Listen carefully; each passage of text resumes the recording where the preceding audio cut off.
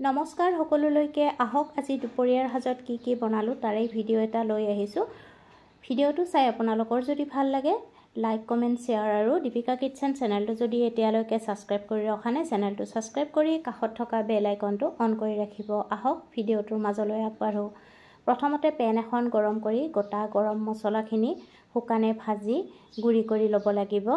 ইয়াতে ইলাচি লং ডালচেনি গোটা জিৰা গোটা ধনিয়া তেজপাত আটাইখিনি দিয়া হৈছে আনফালে কঁঠালখিনি ভালকৈ কাটি কুকাৰত দি দিব আৰু সোৱাদমতে নিমখ হালধি আৰু তেল জোখমতে পানী দি সিজাই ল'ব লাগিব এতিয়া কেৰাহী এটা গৰম কৰি ল'ব আৰু তাত সৰিয়হৰ তেল দি তেলখিনি ভালদৰে গৰম হ'লে নিমখ দি দিব আৰু হালধি গুৰি দি দিব এতিয়া ভালকৈ মিলাই ল'ব আৰু তাত ভালকৈ ধুই পখালি সাফা কৰি লোৱা মিছা মাছ কেইটামান দি দিব আৰু মিছা মাছ কেইটা ৰং হলনি হোৱালৈকে ভাজি ল'ব লাগিব আপোনালোকে বাৰু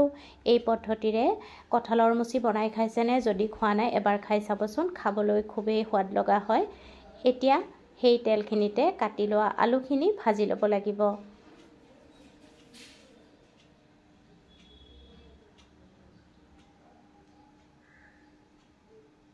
আলুখিনি ৰঙচুৱাকৈ ভাজি উঠাই ৰাখিব কেৰাহী এটা গৰম কৰি পুনৰ তাত সৰিয়হৰ তেল দি দিব আৰু তেলখিনি ভালদৰে গৰম হ'লে তেজপাত দি দিব আৰু গোটা জিৰা কেইটামান দি দিব লাগিব এতিয়া মিহিকৈ কাটি লোৱা পিয়াজ দিব আৰু মিহিকৈ চপ কৰি লোৱা বিলাহী দি দিব লাগিব এতিয়া ভালকৈ মিলাই ল'ব আৰু তাত খুন্দি লোৱা আদা আৰু নহৰুৰ পেষ্ট দি ভালদৰে কেঁচা গন্ধ গুচি যোৱালৈকে ভাজিব লাগিব এতিয়া নিমখ হালধি আৰু কাশ্মীৰী ৰেড চিলি পাউডাৰ দি দিব আৰু দি ভালদৰে মিহলাই ল'ব এতিয়া ভাজি ৰখা আলুখিনি দি দিব আৰু দি মছলাৰ সৈতে ভালকৈ ভাজিব লাগিব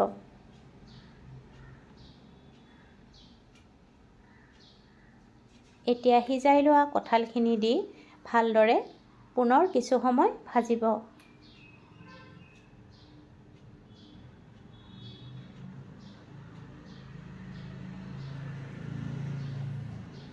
এতিয়া কঁঠাল সিজোৱা পানীখিনি দি দিব আৰু লগতে আৰু অলপমান গৰম পানী যোগ কৰি দিব দি ভালকৈ মিহলাই ল'ব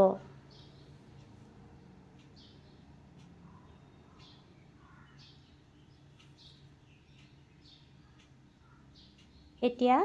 ভাজি লোৱা মিছা মাছ কেইটা দি দিব আৰু দি ভালকৈ মিহলাই ল'ব লগতে কেঁচা জলকীয়া 3টামান দি দিব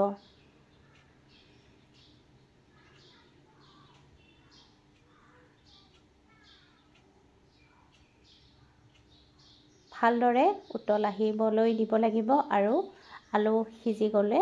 গেছৰ জুই নুমাই থ'ব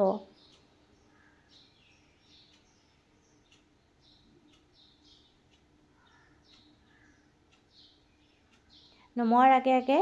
খুন্দি লোৱা গৰম মছলাখিনি দি দিব লাগিব আৰু ভালদৰে মিহলাই ল'ব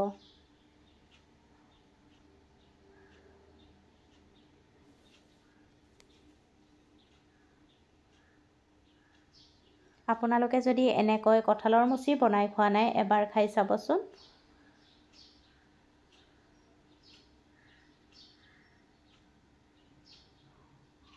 এয়া ৰেডি গেছৰ জুই নুমুৱাই থ'ব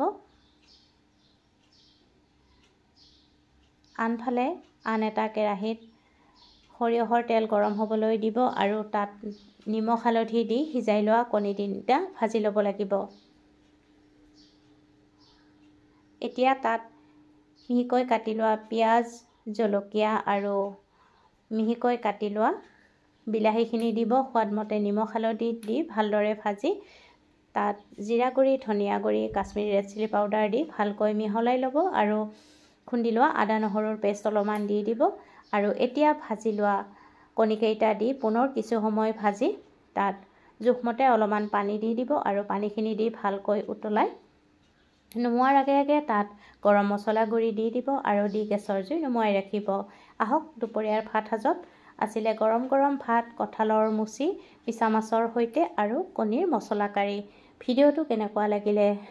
কমেণ্ট কৰি জনাব। পুনৰ উপস্থিত হ'ম এটি নতুন ৰেচিপিৰ সৈতে। আজিলৈ আহিলোঁ, ধন্যবাদ।